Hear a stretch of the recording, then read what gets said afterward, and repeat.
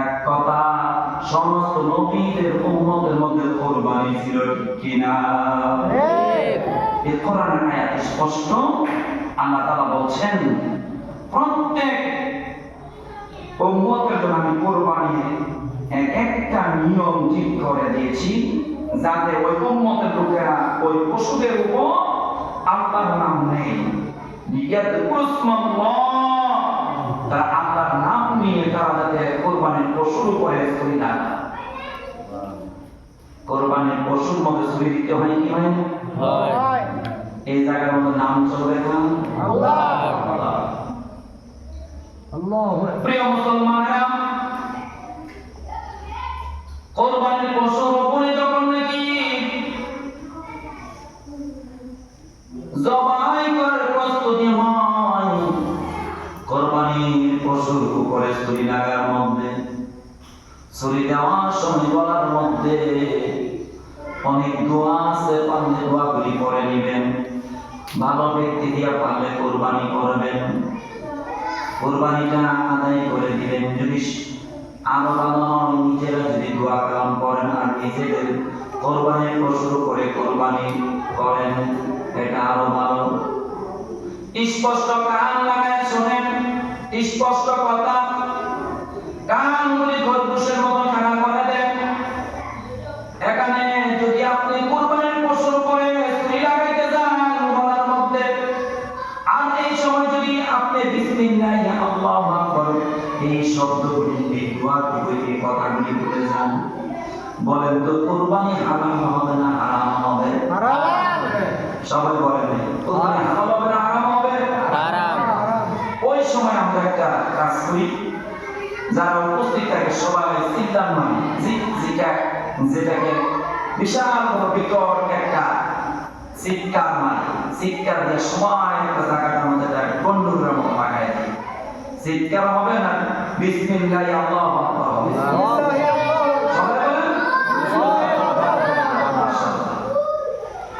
আল্লাহ কোরআন বলছে,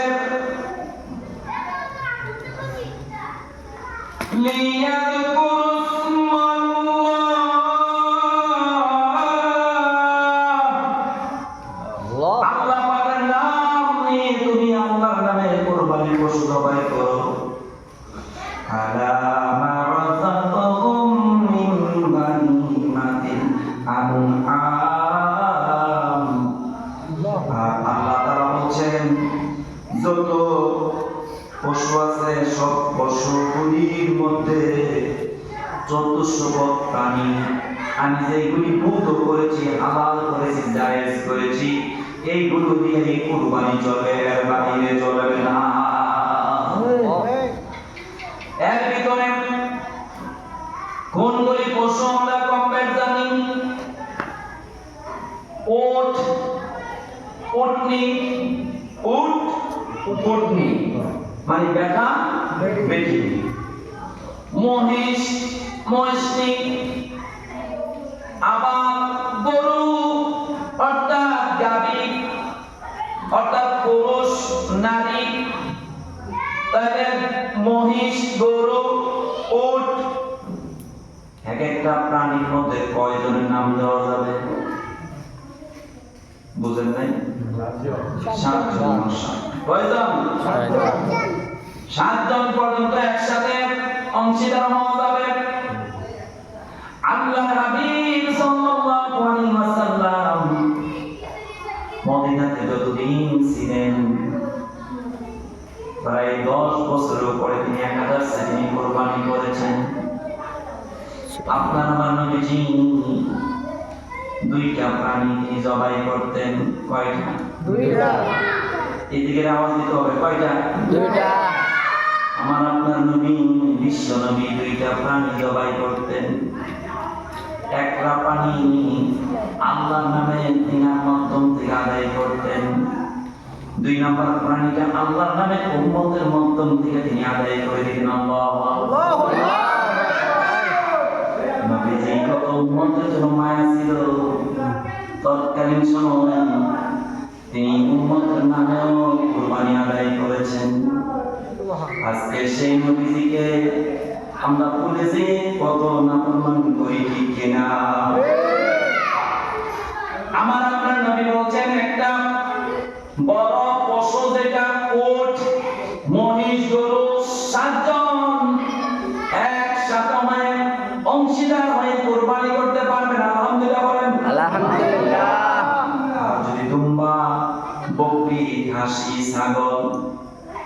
হরিণী হয়, তাহলে ভেড়া হয়, এইগুলির মধ্যে কয়জন? মাশাআল্লাহ, কয়জন? একজন। একজন যেই ব্যক্তি, আপনার পরের আয়াতে আসতেছে, যেই ব্যক্তি সম্ভব তারা একটা বকরি দেওয়ার মতো সম্ভব তার আছে, তাহলে একটা বকরি আদায় করে দিবে। বছরে কয়বার? একবার। আর যার সম্ভব উট, একটা মহিষ, একটা গরু দেওয়ার, সে ওইগুলি দিবে।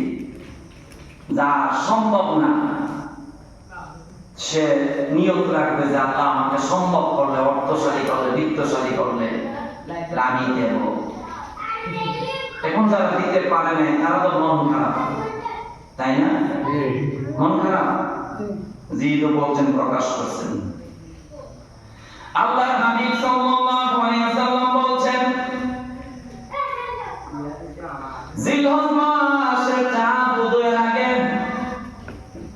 কোরবানির তারা যারা কোরবানি দিবে, তারা যদি জিলহজ মাসের চাঁদ উঠার আগে, যেটা জিলহজ মাসের চাঁদের শেষ পর্যায়ে, যদি মাথার চুলকুনি না কাটে, শেষ দিকে জিলহজের কেটে ফেললো, জিলহজের প্রথম তারিখ থেকে কাটলো না 10 তারিখ পর্যন্ত, মাথার চুল, হাতের নখ, অর্থাৎ শরীরের যত চুল আছে পরিষ্কার জিলহজ মাসে করলো, অর্থাৎ জিলহজ মাসের শেষ দিকে, জিলহজের চাঁদ 1 তারিখ থেকে 10 তারিখ পর্যন্ত যারা এইভাবে আর নখ চুলের মধ্যে হাত দিল না, কাটলো না, আল্লাহর হাবিব বলেন পশু কুরবানি দিয়া যে সওয়াব 10 দিন এতটুকু ছোট্ট আমল করার কারণে ততটুকু সওয়াব।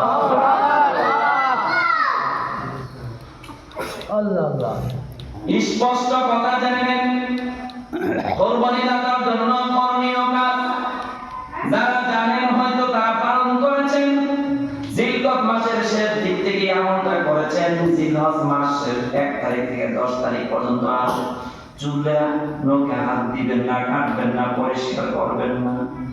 আল্লাহর হাবিব বলছেন, যখন হাজী সাহেবরা 10 তারিখ নহর করে কুরবানি করে, পশু জবাই করে, তারপরে ওই হাজী সাহেবের মাথার চুলগুলি মন্ডিত করে, অর্থাৎ কাটে, পুরুষেরা ফেলে দেয় চেষে, আবার মা বোনেরা একটু চুলের গোছা থেকে চুল কেটে দেয়, তারপরে তার কুরবানি হয়ে যা, তার হজ হয়ে যা, তার আরাফাত মুজদালিফার কাজ সঠিক হয়ে যা। তাহলে বুঝতে হবে যারা কুরবানি করবে তাদের জন্য কুরবানি করে মাথার চুল কাটা যা।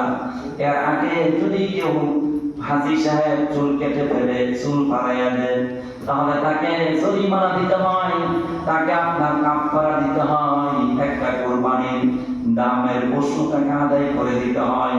তাহলে নবীজি বললেন হাজী সাহেবরা এই কাজটা করলে তাহলে তারা কুরবানির সওয়াব পাবে, আবার যারা কুরবানি দিবে তারা করবে এই সওয়াব পাবে। দ্বিতীয় পক্ষটা হচ্ছে যারা কুরবানি দিতে পারে না, তাদের মন খারাপ, যেমন আপনারা একটু আগে যারা বলছেন যে জি মন খারাপ, কুরবানি দিতে পারি নাই, আল্লাহর হাবিব বলেন দ্বিতীয় পর্যায়ে, তৃতীয় শ্রেণীরা মন খারাপ করো না, মন খারাপ করো না, মন খারাপ করো না। যদি পারো জিলহজ মাসের প্রথম তারিখ থেকে 10 তারিখ পর্যন্ত চুল কাটবা না, নখ কাটবা না, তাহলে কুরবানির সওয়াব আল্লাহ তোমাদেরকে দান করে দিবে। বলেন তো যারা দিছে তারা আস্থা আছে? আস্থা আছে না? যারা দিতে পারে নাই তাদের কি আস্থা আছে? না। এই সওয়াবের ব্যবস্থা করছেন কে? আল্লাহ। তারপরে বান্দারে আমি বৈষম্য করলাম না, আমি কোনো পার্থক্য করলাম না, আমি কোনো আলাদা করলাম না, কোরবানি দাতা কোরবানি যারা যারা সবাইকে আমি এক পাল্লায় আমল করলে সওয়াবের ব্যবস্থা করে দিব। আর যদি ত্রুটি বিচ্যুতি করো, অন্যায় অপরাধ করো, তাহলে গুনাহগার হয়ে যেতে হবে, ঠিক কিনা? তাহলে জিলহজ মাসের করণীয় কাজ একটা। এবার আসেন কুরবানি দাতা, কুরবানি দাতার জন্য কি করণীয়? আল্লাহর হাবিবের কথা পড়ে আসি, সূরা তুল হজের 34 নম্বর আয়াতে যখন আসেন সূরা আল মাইদার আয়াত নম্বর 1 প্রথম আয়াতে পেয়ে যাবেন ইয়া আইয়ুহাল্লাযীনা আমানু আউফু বিল উকুদ। আল্লাহ বলছেন হে মানুষ তোমরা যারা ঈমান এনেছো তোমরা ওয়াদা সমূহ পূরণ করো। মনে রেখো তোমাদের জন্য উহিল্লাত লাকুম বাহিমাতুল আনআম, চতুষ্প পর্যন্ত তোমাদের জন্য কোরবানি করা জায়েজ। সবাই বলেন সুবহানাল্লাহ। চতুষ্প পর্যন্ত কোরবানি করা হালাল। এর ভিতর হরিণ আছে তো? হরিণ আছে। ওয়াস কেমন হরিণ নাই। একটু আগে বুঝাই গেলাম গরু মহিষপুর, এখন হরিণ আছে। প্রিয় ভাইরা আমার মা বোনেরা গভীর মনোযোগ।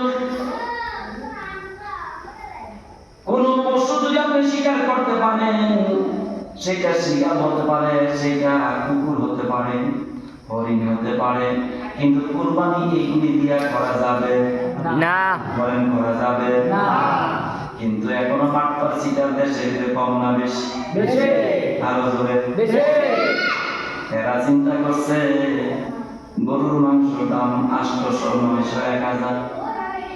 যদি কোনো মতলে পোষা কুকুরটি জবর করতে পারি, যদি সম্ভব হয় শিয়াল শিকার করতে পারি, তাহলে এগুলি জবাইরা গোশত বিক্রি করলে গরুর দামে বেচাম, সমস্যা কি?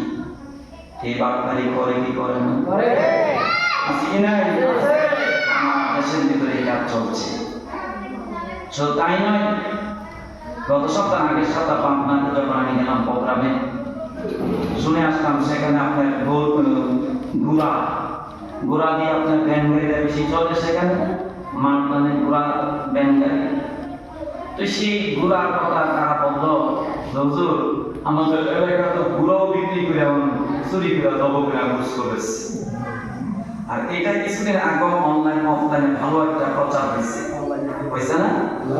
যারা যুবক এখানে ছেলে আছে বলতে পারবে, বিশেষ করে মুরব্বীরা যারা মোবাইল ব্যবহার করে ইন্টারনেট, তারাও বলতে পারেন এই ঘোড়ার গোশত সরকার ঢাকায় সন্ত্রাসীরা বেচছে কিনা? আল্লাহ পাক বললেন চতুষ্প প্রাণী জন্তু এইগুলি কি, এবার সুন্দর করে ব্যাখ্যা আছে।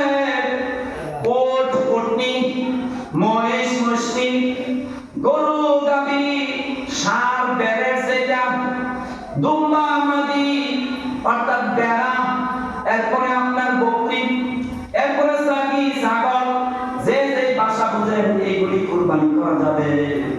এর বাইরে যত পশু আছে কুরবানি করা যাবে না। এর বাইরে কোন পশু থাকলে করা যাবে না। না।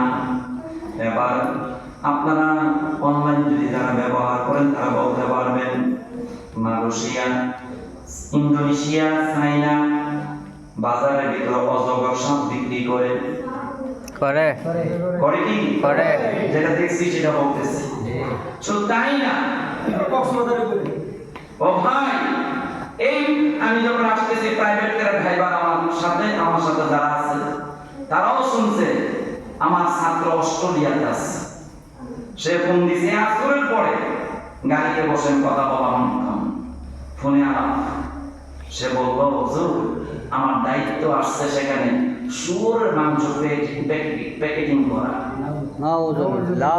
আমি চাকরি করবো কি করবো না আপনার সাথে যোগাযোগ ছাড়াই আমি ছেড়ে দিচ্ছি। আলহামদুলিল্লাহ বলবেন না? আপনার কাছে আমি জিজ্ঞাসা করার সময় পাই না, চিন্তা করছি আমার জ্ঞানে আসছে শুয়োরের মাংস যদি আমি প্যাকেট করি আমার কর্মজীবনে যায়, এই কর্মজীবনের টাকা পয়সা আমার ইনকাম হবে, আর এই টাকাটা আমি আমার পরিবার চালাবো, সংসার চালাবো, এটা হারাম হবে। এই মনে করে ছেড়ে দিয়েছি। কিছুদিন পরে আমার জন্য সুন্দর আল্লাহ কর্মের ব্যবস্থা করেছে। এই জন্য প্রথম ভূমিকাতে বলছিলাম কেউ যেটা দেয় না সেইটা দেখে কেউ যেটা করে না সেইটা করে কে? বাস্তব উদাহরণ একটা আমি বলি। আগামীকাল আমার একটা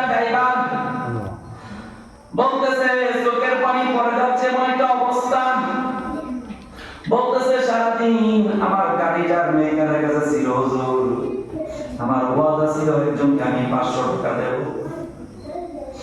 আমি দিতে পারতেছি না, 500 টাকা ওয়াদা আমি নষ্ট হয়ে যাচ্ছে, আমি কি করব, উপায় পাচ্ছি না। হঠাৎ করে আমার কাছে ফোন আসছে, তুমি কসবা থেকে একটা ভাড়া নিয়ে কুটি বাজারে যাও। সে ওই ভাড়া ফোনের মাধ্যমে নিয়ে এসে কসবা থেকে কুটিতে গেলাম। যাওয়ার পরে আমার ভাড়া দিচ্ছে 500 টাকা নোট। আমি আবার বললাম ইনসাফ করে কথা, আমার ভাড়া তো কসবা শহর থেকে কুটি বাজার পর্যন্ত সর্বোচ্চ 200 থেকে 250, 500 টাকা দিচ্ছেন, আমার অর্ধেক টাকা দেন, বাকি টাকা নেন। উনি বলে, বাবারে তোমাকে খুশি হয়ে 500 টাকায় আমি তোমাকে দান করলাম। ওই ব্যক্তি বলে, হুজুর আমি কওমি মাদ্রাসার ছাত্র, তবে আমি সালাফি আকীদায় এখন আমি সহিহ হাদিসগুলি মানি। আমি উপায় না পেয়ে সাথে সাথে আমি হাজত নামাজে চলে গেছি। আমার আল্লাহ আমাকে এমন ভাবে ওয়াদা রক্ষা করার সুযোগ করে দিয়েছে যে যেটা দেয় না সেটা দেয় আল্লাহ। আমি তার উচিত বাড়ার থেকে আরেকটু বাড়াইয়া দিয়েছি। সে যখন বলছে আমার ওয়াদা রক্ষা হয়েছে, আমার আল্লাহ সুযোগ দিয়েছে, আমি হাজত নামাজে চলে গিয়েছি, নামাজ আদায় করেছি। আমি বললাম, বাবারে তোমাকে আমি খুশি আরেকটু বেশি দিয়েছি। বলে, আপনি আবার বেশি দিলেন কেন? আমি বললাম, আমিও তোমাকে একটু অংশগ্রহণ করলাম, মানে সহযোগিতা করলাম, একটু দান করলাম। সে খুশি হয়ে আমাকে বলো, হুজুর আপনার বাড়ি পর্যন্ত পৌঁছাইয়া দেন। বললাম, বাড়ি পর্যন্ত যেতে হবে না, আমার হাতে সময় আছে, মেইন রাস্তায় নামায় দাও, আমি চলে যেতে পারবো, আমার হাতে সময় আছে। ও ভাই, ওয়াদা রক্ষা করো, বলেন তো কি? ওয়াদা রক্ষা করা ফরজ, ওয়াজিব রক্ষা করা বলেন কি? ফরজ। আমানত রক্ষা করা ফরজ। আজ থেকে আপনারা ওয়াদা রক্ষা করার জন্য চেষ্টা করবেন, যারা রক্ষা করছেন আগে থেকে। আর বাকি ওয়াদা মৃত্যুর আগ পর্যন্ত খেয়ানত করবেন না, নষ্ট করবেন না, ভঙ্গ করবেন না, রক্ষা করার চেষ্টা করবেন। এটা ফরজ। কি ফরজ? ফরজ। আপনি ওয়াদা দিয়েছেন, যেটা যে বিষয় আপনি দিয়েছেন হয়তো পারেন নাই, ওয়াদাটা রক্ষা করার জন্য আপনি পারেন নাই বলে যাবেন, যাই বিনয়ের সাথে বলবেন, ভাই আমি তো পারতেছি না, আর একটু সুযোগ দেন, আল্লাহ যেহেতু আমি করে দেবো আপনাকে, এই ওয়াদা আমি রক্ষা করবো ইনশাআল্লাহ। আল্লাহ দেখবেন ওই ব্যক্তির মনে আল্লাহ ভয় ঢুকাই দিবে, ঠিক না? এই জন্য ওয়াদা রক্ষা করবেন। তাহলে এই আয়াতের মধ্যে ওয়াদার কথা আছে, এখানে একটা এই ওয়াদাটা রক্ষা করার চেষ্টা করবেন ইনশাআল্লাহ। আল্লাহ তাআলা বলছেন, ওয়াদা সমূহ পূরণ করো, মনে রেখো তোমাদের জন্য 4 পা বিশিষ্ট পোষার জন্তু হালাল করা হয়েছে। এরপরে বলছেন আল্লাহ তাআলা, ইল্লা মা ইউতলা আলাইকুম গায়রা মুহিল্লিস সাইদি ওয়া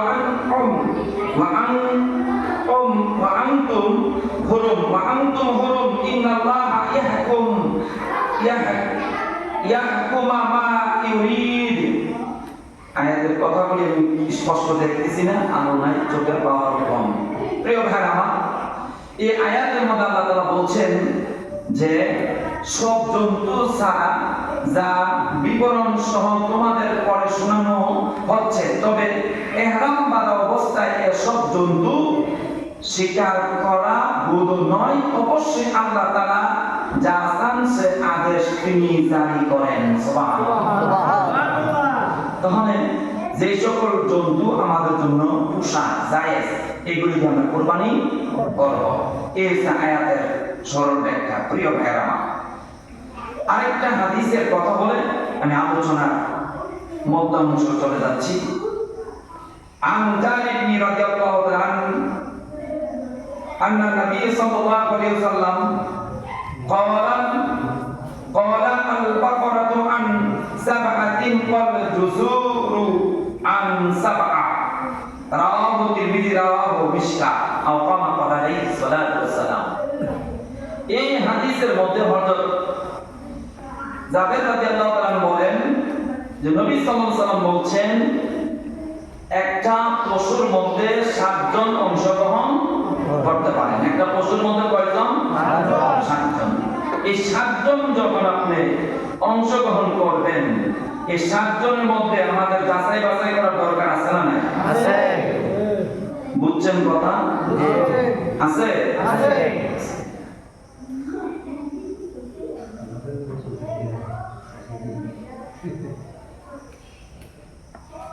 অবশ্যই আছে।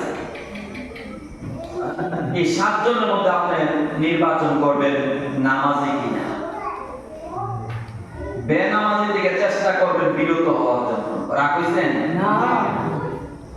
বেনামাজি এখান থেকে যদি আপনি বিরত করতে পারেন, সে একটি নামাজি হবে যে আমি তো নামাজ পড়লেই আমার নিচে না। ঠিক। নামাজি ব্যক্তি যদি বেনামাজিকে পরিহার করে, পরিত্যাগ করে, তাহলে নামাজি ব্যক্তি যে এই কাজটা করার কারণে ওই ব্যক্তি নামাজি হয়ে যাবে। ঠিক। 2 নাম্বার, বেনামাজির সেবা বড় ক্ষতিকর সুদখোর। ঠিক। আজকে বললেন যে কে সুদ আমি কি জানি নাকি এখানে? না। যে খা সে বলতে পারে আমার মনে বলছে। না। আমি বলি নাই, বলছে কে? আল্লাহ। আল্লাহ। এই সুদখোর এত বড় ডাকাত, এত বড় সন্ত্রাস, এত বড় স্বার্থপর, সে সবচেয়ে বড় আল্লাহর কথা যেটা যে আমার সাথে যুদ্ধ করো, সুদ খাওয়া মানে আমার সাথে যুদ্ধ করা। বলেন আল্লাহর সাথে যুদ্ধ করে কি আপনি আল্লাহর সাথে সফলতা অর্জন করতে পারবেন? আপনি না। স্পষ্ট কথা, যে ব্যক্তি আল্লাহর সাথে যুদ্ধ করে সে অবশ্যই জাহান্নাম যাবে। তাহলে যে ব্যক্তি আল্লাহর সাথে যুদ্ধের ঘোষণা আল্লাহ দিয়েছেন, তাহলে আপনি জানেন কি এই সুদখোরের সাথে আপনি কুরবানি দিতে, এই সুদখোর থেকে বিরত হওয়ার দরকার আছে না নাই? প্রিয় ভাইরা আমার, ঘুষখোরের সাথে কি যাওয়া যাবে না। আপনি আমি জানি ঘুষ খান, এই লোকের সাথে যাওয়া যাবে না। এই জন্য সুদখোর, ঘুষখোর, বেনামাজি অর্থাৎ যেই মানুষটা বেশি অপরাধ করে, যেই মানুষটা অন্যায় করে, তার থেকে বিরত হওয়ার চেষ্টা করবেন। আবার বলতে পারেন ডাইরেক্ট বলে গেছে, আরেকটু সুবিধা করে যায় আপনাদেরকে মাসালাগত বিষয়। যদি আপনি না পারেন ওই ব্যক্তিগুলির থেকে পরিত্যাগ করার জন্য, তবে দিনের দাওয়াত দিয়ে বলবেন ভাই আপনাকে এই বছর আমরা নিলাম, সামনে আপনি এই অন্যায় যদি করবেন না, বলেন ওয়াদা দেন, তওবা করেন, আর সুদ খাবেন না, ঘুষ খাবেন না, নামাজ ছাড়বেন না, ওয়াদা ঠিক দিয়ে কাজ করে তাকে আপনার সাথে কুরবানির অংশীদার রাখা যাবে। আলহামদুলিল্লাহ বলে আলহামদুলিল্লাহ। দিনের দাওয়াত দেওয়ার দরকার নাই? আছে। মাসালাগত মাশাআল্লাহ আপনাকে সুন্দর সমঝোতা করে দিয়েছে। এবার 7 জনের ভিতরে কুরবানির পশু যখন কিনতে গেলেন, কুরবানির পশু যারা কিনেছেন এখানে আছেন কেউ? আছে। আছে। দেখি একটু হাত তুলে তো দেখি আছেন। কিনছে তো। মাশাআল্লাহ।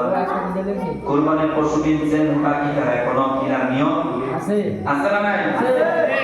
আর ভাই আমাদের তো আছে, উনি হাত তুলছে, আমাদের তো হয়েছে, কারণ জায়গা নাই রাখার মতো। তাহলে এই যে কিনতে যাবেন, এই কুরবানির পশুর টাকাটা হালাল না হারাম হলে চলবে? হালাল। আর একটু জোরে বলেন যুবক ভাই। হালাল। হালাল। এই হালাল টাকাটা আবার দেখা গিয়েছে কিছু মানুষ কুরবানি টাকাটা সম্ভব না, কিন্তু আবার এনজয় মানে এনজিও দেবেন করি, সেখান থেকে টাকা লোন আনে, সুদে আনে, আইনা কুরবানি করে। আপনাদের এলাকা আছে না নাই? আছে। আছে। আরে আমাদের বসবা এলাকা আছে, আপনাদের এলাকা আছে? আছে। আছে। এই এনজিও ব্যাংক থেকে টাকা লোন আইনা, সুদে আইনা, কিস্তি আইনা কুরবানি করা যাবে না?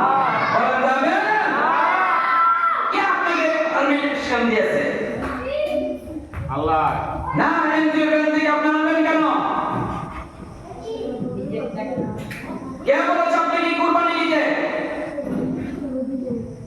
আল্লাহ পাক বলেন এমন একটা কুরবানি তুমি দাও। ইসমাঈল আলাইহিস সালামের বাবা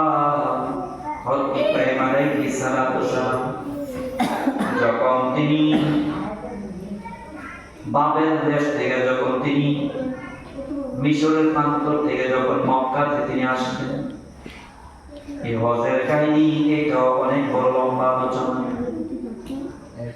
আসার পরে আল্লাহর হাবিবকে আল্লাহর খলিলকে কত সুন্দর পরীক্ষা আল্লাহ নিলেন। নবীদের ভিতরে সবচেয়ে বেশি পরীক্ষার সম্মুখীন হয়েছেন এমন নবীর নাম কি? মোহাম্মদ রাসূলুল্লাহ মুহাম্মদ সাল্লাল্লাহু আলাইহি ওয়াসাল্লাম বলছেন, তাই না? নবীদের মধ্যে সবচেয়ে বেশি ঈমানী পরীক্ষা দিয়েছেন কোন নবী? মাশাআল্লাহ। দেখেন এই সভাপতি সাহেব জানেন উনি তো ইসলামী আন্দোলন করেন। এর জন্য ইসলামী আন্দোলন করা ফরজ। ইসলামী আন্দোলন করা কি ভাইগণ দিনের সাথে লেগে থাকা আপনার জন্য কি ফরজ? লেগে যান কেন? কোরআন মানে না যারা, ইসলাম মানে না যারা, তার সাথে যান কেন আপনি? তাদের সাথে কোনো আপোষ নাই, তাদের বলে আমরা সেই দিকে যাব। তবে ইসলামী আন্দোলন করবেন, সেটা যে কোনো দল হতে পারে। বাংলাদেশ জামাত ইসলাম হতে পারে, খেলাফত মজলিস হতে পারে, ইসলামী শাসনতন্ত্র হতে পারে, ইসলামী ঐক্যজোট হতে পারে, ইসলামী যে কোনো একটা দল আপনি করেন যেটা আপনার কাছে উত্তম, ভালো, সর্বশ্রেষ্ঠ, ইনশাআল্লাহ। প্রিয় ভাইরা আমার, ইব্রাহিম আলাইহিস সালাম সবচেয়ে বেশি ঈমানী পরীক্ষার মধ্যে তিনি সম্মুখীন হয়েছেন। আল্লাহ বললেন, ইব্রাহিম তুমি এক কাজ করো, তুমি তোমার বিবি হযরত সায়েরা আলাইহিস সালাম আর হযরত ইসমাঈল আলাইহিস সালাম দুধের শিশুকে তুমি বনবাস দিয়ে আসো। বনবাসে দিয়ে গেলেন। অনেক লম্বা আলোচনা। মিশর থেকে, বাবেল দেশ থেকে তিনি আসলেন। তখনকার সময়ে একটা উট মাত্র বাহন, একটা উট, গাড়ি, যানবাহন। এই যানবাহন করে যখন তিনি রওনা হলেন, সাথে বিবি সায়েরা আলাইহিস সালাম আর হযরত ইসমাঈল আলাইহিস সালাম, হযরত ইব্রাহিম আলাইহিস সালাম, বাপ বেটা আর তিনার সহধর্মী স্ত্রী, তিনজন মানুষ, একটা উট। তিনারা রওনা হয়েছেন মরুভূমির প্রান্তর, পাহাড়ি এলাকা। এরপরে হাঁটতে হাঁটতে চলে গেলেন। 3 দিনের রাস্তা অতিক্রম করার পরে হঠাৎ করে এই সাফা মারওয়া পাহাড়ের মধ্যস্থলায় এসে উটটা শুয়ে গেল, বেঁধে গেল, বিশ্রাম নিল। আল্লাহ বলছেন, যেখানে এই উট গিয়ে বসে যাবে সেখানে দুজন মা বেটাকে রেখে আসতে হবে। আল্লাহু আকবার। এই মা বেটা যখন সেখানে থাকবে, ইব্রাহিম আপনি চলে আসবেন। ইব্রাহিম আলাইহিস সালাম চলে যাচ্ছেন। ওই সময় কেউ ছিল না মক্কার প্রান্তরে। এখন দেখেন অলিতে গলিতে কত সুন্দর টাউন, বড় বড় বিল্ডিং, 120 তলার মতো বিল্ডিং, জমজম টাওয়ার। যে জমজম টাওয়ার আমি নিজেও গিয়েছি। ভাইরা আমার, তখন কোনো বাড়ি নাই, ঘর নাই, কোনো মানুষ নাই। সাফা মারওয়ার পাহাড়ের মধ্যস্থলে এসে যখন উটটা বেঁধে গেল, এখানে ইব্রাহিম আলাইহিস সালাম বুঝতে পারলেন এখানে রাখতে হবে। তিনি রাখার পরে আবার তিনি বিদায় নিচ্ছেন, তোমাদেরকে আল্লাহ হুকুমে রেখে গেলাম, আল্লাহ তোমাদেরকে দেখাশোনা করবেন। দূরে যায় দোয়া করলেন, দূরে যায় দোয়া করলেন, হে আল্লাহ, আপনার নামে এদেরকে রেখে গেলাম, এদেরকে রিজিক দিয়ে নিরাপত্তার ব্যবস্থা করে দিন। কোরআনের আয়াত, আল্লাহু আকবার। কোরআনের আয়াত, এই উনাদেরকে আমরা আমি রেখে গেলাম। দূরে যায় চোখের পানি ছেড়ে দিলেন, আর কাঁদতে কাঁদতে চোখের পানি ছেড়ে দিয়ে চলে গেলেন। মা আর বেটা খাবার শেষ। একটা পর্যায়ে শিশু ইসমাঈল আলাইহিস সালাম দুধের জন্য, খাবারের জন্য ছটফট করতেছে। বেটি মানুষ, মহিলা মানুষ সাফা থেকে মারওয়াতে, মারওয়া থেকে সাফাতে দৌড়ে আসে। এমন একটা হৃদয় বিদারক ঘটনা। 7 বার চক্কর দিলেন। সাফা থেকে সন্তানকে রেখে মারওয়াতে চলে গেলেন। মারওয়াতে মনে করেন আমার দুধের শিশুটি কিছু হয়ে যায়, আবার বিশ্বাস হয় আল্লাহ তাআলা আমার সন্তানকে হেফাজত করবেন, দৌড়ে আসে। 7 চক্কর দিয়ে আসে রেখে এমন অবস্থা দুধের শিশুর পায়ে দিয়া আল্লাহর কুদরতি জমজমের পানি টকবক করে উঠছে। এই জমজম পানি যখন দেখতেন পাহাড়ি পাদদেশ দিয়ে উঠতেছে টকবক করে, হযরত সাহেব আলাইহিস সালাম এই মুরাদনগর নহজমনি মায়েদের মতই মা, এই এলাকার নারীর মতই নারী, এই নারীর মতো তিনি ছিলেন। তিনার ব্রেইনে তিনার বুদ্ধিতে আসলো পানিটা কিভাবে রাখি, আটকাই কিভাবে, পানি বন্দি করি কিভাবে। হঠাৎ করে ব্রেইনে আসলো এই পানিটা রাখার জন্য তিনি তিনার আরবি ভাষা, আরাবিয়ান ভাষা ব্যবহার করলেন। ভাষাটা কি বলবো? শুধু শব্দটা বলবো। জামজাম বলে তো কি বলছি? এটা যমুনা, জাম জাদিয়া, জামজাম বলেন তো সবাই। জামজাম বাংলা অর্থ হচ্ছে থাম থাম। সুবহানাল্লাহ বলেন। পানিকে বলেন পানি থামো থামো, পানি তোমরা এখানে থাকো। পানি থেকে থেমে গেল চতুর্দিকে। ওই সাহেব আলাইহিস সালাম পান দিলেন, একটু পানি দিয়া একটু পাথর দিয়ে একটু আইলাইন বানিয়ে দিলেন। আল্লাহ সেই হাজেরা আর ইসমাইল আলাইহিস সালামের বরকতে সেই জমজমের পানি এখন পর্যন্ত আছে না নাই? সেই যে কুরবানি, সন্তানকে কুরবানি দিলেন, স্ত্রীকে কুরবানি দিলেন, এমন কথা বললেন না ইব্রাহিমের স্ত্রী, এই তুমি কই যাও? মিশর থেকে আইন না আমাদের বাপ, আমার ছেলে আর আমি বেটি মানুষকে রাখতে তুমি চলে যাও, তুমি কেমন জাতের স্বামী? এরকম আচরণ হযরত সাহেব আলাইহিস সালাম করেন নাই। আমার মা বোনেরা যারা এখানে আছেন কান পেতে শুনেন, যাদের স্বামী আছে কোন কঠোর ভাষা করবেন না। এখান থেকে শিক্ষা আছে, এই জায়গা থেকে। আমাদের ইব্রাহিম আলাইহিস সালাম জাতির পিতা, তিনি যখন চলে যান তিনার সহধর্মী খারাপ কোনো ব্যবহার করে ব্যবহারের মতো শব্দও করে নাই। আমাদেরকে দেখে যাচ্ছেন কোথায় আপনি? প্রিয় ভাই আমার, এই জমজমের পানি আটকায় রাখলেন নিচে দিয়া, পাহাড়ের নিচে দিয়া। ওই বর্ষা ওই আপনার ফিলিস্তিনের, ইরাকের, ইরানের বিভিন্ন দেশের মানুষেরা এবার ব্যবসার জন্য, বাণিজ্যের জন্য চলে যাচ্ছে। হঠাৎ করে নজর দিয়ে দেখে একটা মহিলা পর্দা করে বসে আছে, ছোট্ট একটা ছেলে এখানে নড়াচড়া করে। তারা আসলেন, ওনারা পর্দার ভিতরে থেকে বলে আপনারা কে? তারা উত্তর পাইল আমরা অজানা মানুষ এখানে আছি, আমাদের বাড়ি নাই ঘর নাই, আল্লাহর হুকুমে এখানে আছি। প্রতিক্রিয়া বলতেছে, ব্যবসায়িকরা বলতেছে আমরা আপনাদেরকে একটা ঘরের ব্যবস্থা করে দেই। মুসলমান দেখেন এই ঘরটার সাথে আজকে মিলবে, এই নহজমনি মসজিদের সাথে মিলবে। যখন কিছুই নাই তখন দেখা গেছে মাটি মসজিদ নাই, যেখানে দেখিবা চাই উড়াইয়া দেখো তাই, পাইলে পাইতে পারো অমূল্য রতন ভাই। যেখানে দেখিবা চাই উড়াইয়া দেখো তাই, পাইলে পাইতে পারো অমূল্য রতন ভাই। ঠিক নেই? এখানে কিছুই ছিল না, কত সুন্দর আল্লাহ করে দিয়েছে, আরো হবে ইনশাআল্লাহ। আল্লাহ নবীদের পদচরণ করছে আড়াই বাড়ি দরবারে এখানে, ঠিক কি না? তারাও তো আলোচনা করতেছে কাবা, সেই কাবার ইমাম ছিল আড়াই বাড়ির প্রথম আউয়াল বিশা হযরত মাওলানা আব্দুর রহমান আল কাদরি বিশাম রাহমাতুল্লাহ আলাইহি, ঠিক কি না? সেই কাবার প্রথম ইতিহাস আমি বলছি। এবার এই পানি থেকে তারা বললো তো পানি নেই, আর আপনাদেরকে ঘর বানায় দিলেন। ওরা টাকা শুরু করলেন, এবার পানি নিয়ে যা, কিছু খাবার দিয়ে যা, এবার আদান প্রদান শুরু হলো। এই ঘরের সাথে অন্যরা বলে আমরা একটু বাসা করি, একটু জায়গা করি, আপনারা একটু জায়গা করে দেন। জায়গা হলো, বাসা হলো। এইভাবে মানুষ হইতে হইতে বলেন এখন মানুষ কি সেখানে কম না বেশি? মক্কাতে মানুষ কম না বেশি?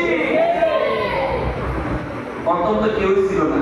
ইতিহাস কেমন কোরবানি তারা করেছে, আর সেই কোরবানির ইতিহাসের প্রথম অবস্থা কাবা হলো। কাবা হওয়ার পরে তিনারা যখন ছিলেন একটা পর্যায়ে আল্লাহ বলেন, ও ইব্রাহিম, পরীক্ষা একটা না, এরকম পরীক্ষা একটার পর একটা আমি আপনাকে নিছি, আগুনে পাঠাইছি, এবার বিবির ছেলের দিয়ে পাঠাইছি বনবাস, এরপরে আবার আপনাকে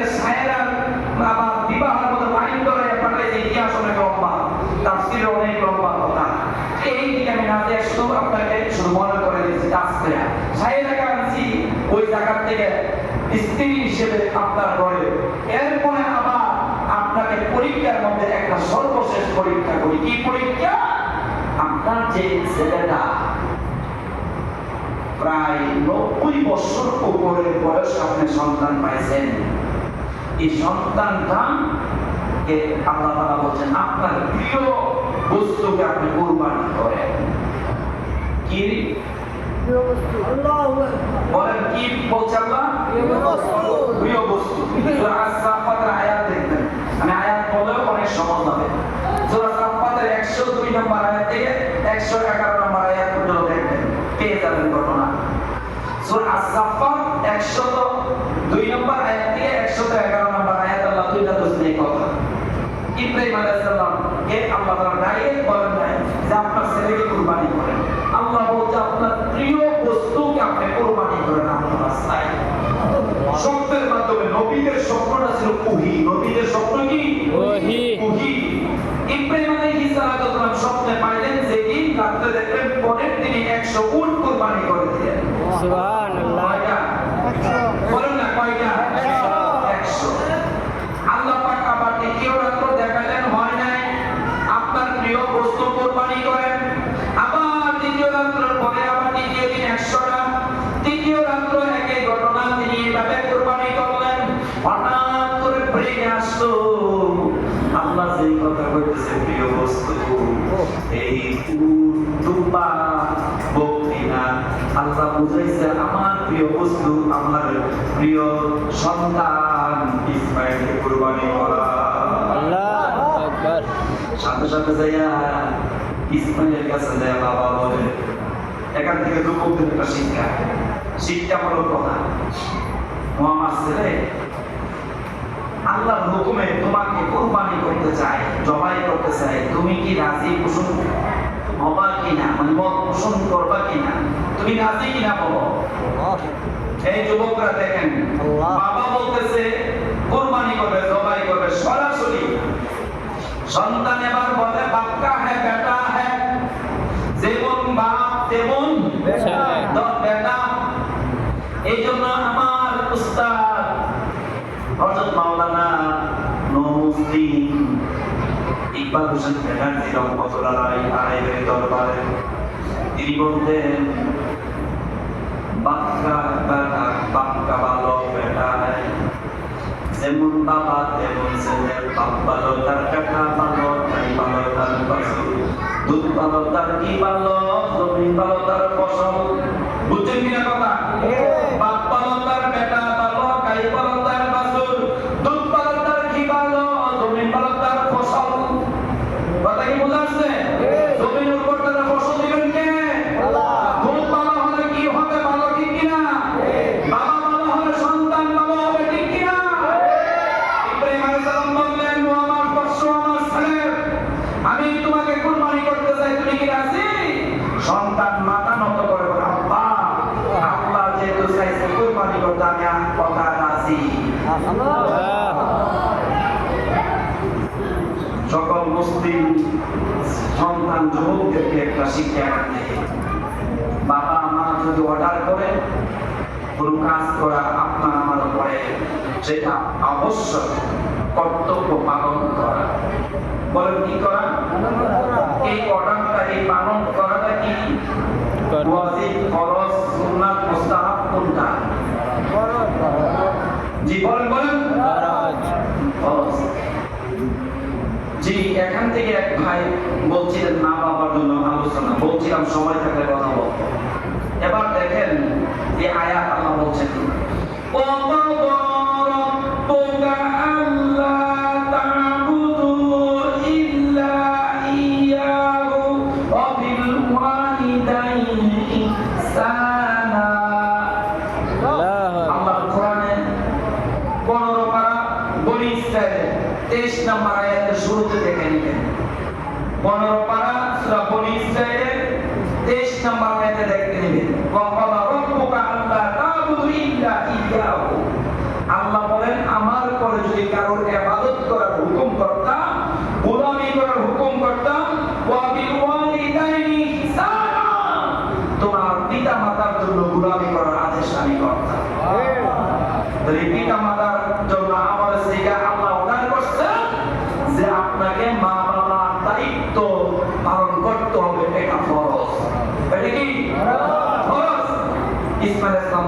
বাবা যেটা করতেছে এটাই করবে। আরো শিক্ষা এখানে, যখন দিন ঘনিয়ে আসলো, কোরবানির জন্য প্রস্তুত হয়ে গেলেন, কোরবানির জন্য বাবা ছেলেকে নিয়ে যাচ্ছে। ওই বিবিকে বলছে সায়রাকে, ও বিবি সায়রা, সন্তানকে কোরবানির জন্য নিয়ে যাচ্ছে আল্লাহর হুকুমে। স্ত্রী কোনো কঠিন কথা বলে নাই, বলছে আল্লাহ আমাদের প্রতি সহায় হোক। দোয়া করে দিয়েছেন, সন্তান চলে যাচ্ছে। যাওয়ার পরে সন্তান আবার বাবাকে বলে, বাবা কোরবানি যে করবেন, আমি তো আপনার সন্তান, ছোট্ট মানুষ, বুঝি না, হয়তো অজান্তে আমি কোনো বেয়াদবি করতে পারি না, বুঝে কোরবানির সময় যখন আমার সময় দিবেন বাবা, চোখ করে বেঁধে নিবেন। সুবহানাল্লাহ, সুবহানাল্লাহ। সন্তান কেমন, বাপ যেমন বেটা এবং সন্তান এমন। বাবা চোখগুলি যদি বেঁধে নেন তাহলে ভালো হবে। বাবা বলে চোখগুলি বেঁধে নেবো কেন? ব্যাখ্যা বলল, আপনার চোখ আর আমার চোখ যদি একসাথে পড়ে, দুই চোখ একসাথে পড়ে, মাইনাসে মাইনাসে কি হয়? প্লাস। যারা শিক্ষিত ছেলেরা বলে অঙ্কটা মাইনাসে মাইনাসে প্লাস। দেখা যাবে এখানে বাবা ছেলের চোখ যদি একজন আরেকজনের উপরে পড়ে, মায়া লেগে যাবে, ভালোবাসা চলে আসবে। এই জন্য বাবা আমার চোখ ঘুরে বেঁধে দিবেন, যাতে আমি আপনার কোনো অবাধ্য হুকুম না হয়। 2 নম্বর, বাবা আমার হাত পা করে বেঁধে দিবেন। বাবা বলো কেন বাঁচাবেন? বললো হাত পা যদি আমরা নড়াচড়া করি, ছুরি লাগার পরে, তাহলে আমার হাতের পায়ের যদি লাঠি করে খুশি করে, আপনার নবী, আপনি জলিলে কদর নবী, আপনি আল্লাহর খলিলুল্লাহ, আল্লাহ আপনার সাথে এত পরীক্ষা নিয়েছেন, আপনি পরীক্ষা পাস করেছেন, আপনার নামে আল্লাহ উপাধি দিয়েছে ইব্রাহিম খলিলুল্লাহ। আল্লাহর বন্ধু, আল্লাহর দোস্ত হচ্ছেন আপনি। আর আমি যদি আমার পায়ে দিয়া শরীরের কোন অঙ্গ দিয়া লাথি মারি, আঘাত দেই, বেয়াদবি হয়ে যাবে বাবা, দুজকবাসী হয়ে যেতে হবে বাবা। পানি বেঁধে নিবেন। কত সুন্দর কোরবানির নিয়ম দেখেন। এবার বাবা সব কিছু করলো সন্তানের কথা মতে, শুয়ায়া দিলেন, ছুরি লাগাইয়া দিলেন, আল্লাহু আকবার বলে বাবা ছেলের মধ্যে কোরবানি হয়ে গেল।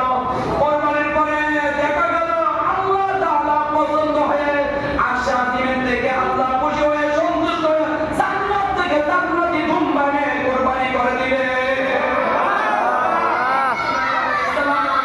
চলে গেলেন ইব্রাহিম আলাইহিস সালাম থেকে জান্নাতি পশু জবাই হয়ে গিয়েছে, গড় গড় করে রক্ত প্রবাহিত হচ্ছে। ইসমাইল আলাইহিস সালামের সাথে পরে আছে এক জায়গা, কি সুন্দর কুরবানি ও মুসলমান। আজকে আমাদের কুরবানি কোথায় গেল? ফেসবুকে স্ট্যাটাস, 1 লক্ষ থেকে 5 লক্ষ টাকার কালো মানি। ভাই কি ছেলেরা মনে বুঝেন নাই, কালো মানি 5 লক্ষ টাকার মাল। এবারে কালো মানি কেনার জন্য প্রতিযোগিতা, বিশিষ্ট শিল্পপতি এমুক নেতা 5 লাখ টাকা খরচ, নাম তার ট্রাম। কি নারায়ণগঞ্জ আগে একটা মহিষের নাম দুরান ট্রাম, 1 লাখ টাকা উঠে না? প্রিয় ভাইয়ের আমার, আবার ঘুষ, আবার দেখা গিয়েছে ইসমে যে আপনার নেতানিয়াহু তার নামে, আবার দেখা গেছে মোদির নামে গরু মিলাইছে মুসলমানেরা, মহিষ এগুলি মিলাইয়া আবার অনলাইনে প্রচার প্রসার। একটা পর্যায়ে ওইগুলি কেনার জন্য প্রতিযোগিতা লাগলো, হাইলাইট করে কোরবানির পশু দাতা এত 10 লাখ টাকা কিনছে, আর হেগোতে হন আমার গরুটা এই যে দেখাইতেছে। ভাইরা আমার, এগুলি কি দেখানো যাবে? আমি আপনাদেরকে বলতে চাই, এগুলি দেখানো যাবে না। ইসমাইল আলাইহিস সালামের বাবা ইব্রাহিম বলছেন, আমি ইসমাইলকে কুরবানি করতেছি, তোমরা দেখো। কুরবানি করার সময় একনিষ্ঠ মন নিয়ে আল্লাহর রাস্তায় গরুর দাম কম না বেশি সেটা জানা দরকার নাই। বুঝতে কতটুকু হবে এটা জানা দরকার নাই। একটা শুধুমাত্র পশুটা সুস্থ আছে কিনা, এটা সুন্দরভাবে হেঁটে যেতে পারবে কিনা, 4টা পা ঠিক আছে কিনা, 2টা চক্ষু ঠিক আছে কিনা, এটা কানমুড়ি ঠিক আছে কিনা, এটা 4 অংশের 3 অংশ যদি ভালো থাকে, 1 অংশ যদি সমস্যা থাকে, এটা কুরবানি হবে। মাসালা বলছেন, তাহলে আমরা হাইলাইট করবো না, আল্লাহ বলতে পশু কিনবো যারা পারি কুরবানি করবো, আর আমরা 7 জন গরুর মতো অংশীদার হতে পারবো। আর ছোট্ট প্রাণী দুম্বা, খাসি, ছাগল, ছাগির জন্য একটা। কথা বুঝা আসছে? প্রিয় ভাইয়ের আমার 8:16 বাজে, নামাজ পড়ুন 8:30। এখন আমি আর লম্বা করবো না, কোরবানিতে কিছু কথা বললাম। আপনারা কি কিছু শিখতে পারছেন? শিক্ষামূলক কিছু পাইছেন? না ওয়াজটা গড়গড় করে করে গেলাম, চিন্তায় পাল্লাই গেলাম? শিক্ষামূলক কিছু আমল নিতে পারবেন না, এমন কথা এখানে আছে? 1 নাম্বার আমি শিক্ষা বলছিলাম আপনাদেরকে, ওয়াদা রক্ষা করা। বলেন ওয়াদা রক্ষা করা। বড় বাটপারি চিটারি করা যাবে না। ওজনে কম দেওয়া যাবে না। বলেন ওজনে কম দেওয়া যাবে না। লেনদেনে খারাপ করা যাবে না। এবং আপনাকে আমাকে অংশীদার হিসেবে আপনার সুদ থেকে বেঁচে, বেনামাজি থেকে বেঁচে সঠিক ইমানদারের সাথে আপনি কোরবানি দিতে হবে। যদি নাও যান, কমসে কম আপনি নিজের পিওর খাঁটি সঠিক হয়ে একটা ছাগল, কাশি হলো নিজের কোরবানি করে দিবেন। কার জন্য? আল্লাহর জন্য। শেষ কথা হচ্ছে শিক্ষামূলক। বাবা মার সন্তান যারা আছি আমরা, বাবা মার সাথে বেয়াদবি করব না। বলেন বেয়াদবি করব না। আর মা পুত্রের শিক্ষামূলক যে কথাটা ছিল, স্ত্রীরা স্বামীর প্রতি কোনো আক্রোশ হবে, বলেন আক্রোশ হবে না। শেষ কথা, স্বামীরাও স্ত্রীর প্রতি জুলুম করবেন না। আজকে শুনছি মা বোনেরা নাকি আজকে মাহফিলের আয়োজন করছে ছেলেদের সাথে, নাকি? মনটা ভরে গেছে। আপনাদের এলাকার মা বোনদের ইমানি চেতনা ভালো, আমি দোয়া করে যাই। আর আমি গুনাহগারকে আপনারা স্মরণ রাখেন, প্রতি বছর জাওয়ার সাহেব মারা যাওয়ার পর থেকে আমার প্রতি আপনার ভালোবাসা শ্রদ্ধা আছে, আলহামদুলিল্লাহ যথেষ্ট। তবে আমি যদি কোনো আপনাদের প্রতি কোনো ভুল করে থাকি, মনে কষ্ট দিয়ে থাকি, ক্ষমার দৃষ্টিতে রাখবেন ইনশাআল্লাহ। বলেন ইনশাআল্লাহ। কষ্ট পাইছেন কেউ? কষ্ট নিয়ে আমিও তো চলে যেতে হবে, আপনারাও চলে যেতে হবে। তবে ভালোবাসা আমি কৃতজ্ঞতা প্রকাশ করছি যে সকল মা বোনেরা এই আয়োজন করেছেন। এই মা বোনদের উপরে বাবা দ্বারা, স্বামী দ্বারা আপনারা কঠিন হয়ে না। কোনো অন্যায় থাকলে, কোনো ভুল করলে মা বোনেরা পারলে নিরাল একা এটা সংশোধন করবেন, প্রকাশ করবেন না। ছোট্ট কথাটা বলে আমি শেষ করে দিচ্ছি। মা বোনদের উদ্দেশ্য, স্বামীরা এই কাজটা করবেন না। আল্লাহ পাক বলেন যে মানুষকে আমি খুব আদর করে সৃষ্টি করছি। ফেরেশতারা আদম আলাইহিস সালামের সব টাকসার বডি যে অঙ্গ প্রত্যঙ্গ আছে সব ফেরেশতারা ঠিক তৈরি করো, প্রস্তুত করো। তো একটা জায়গা প্রস্তুত করবা না, সেই হচ্ছে কোন জায়গাটা? বুঝছেন সবাই? ও ফেরেশতারা, এই মুখটা আমি আল্লাহর পুত্রকে হাতে আমি তৈরি করব। আর সেই পুত্রকে আল্লাহর হাতে, সেই মুখটা মানুষের বানালেন, সেই কপালটা আল্লাহ বানালেন, সেই কপাল মুখটা দিয়া একমাত্র ইবাদত করার মালিককে আল্লাহ, একমাত্র সাজদা দেওয়ার মালিককে আল্লাহ। সাজদা দিবে কপাল দিয়ে, কপাল দিয়ে এই সাজদা পাওয়ার একমাত্র মালিক আল্লাহ।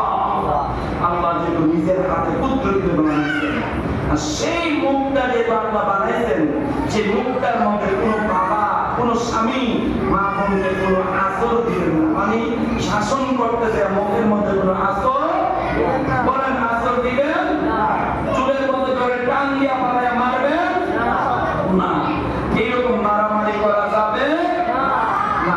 এই জন্য এক দুটা মা বোনদের ব্যাপারে কথা বললাম। স্বামীদের দায়িত্ব, কোনো মা বোনদেরকে স্পর্শ দিবেন না, মারামারি করবেন না, বুঝাবেন, ভালোবাসা দিয়ে কোমল মনে কোমল দিলে বিনয়ের সাথে মা বোনদেরকে অন্যায়ের জন্য প্রতিহত করার চেষ্টা করবেন। আসুন আর কথা নয়, বেঁচে থাকলে আবার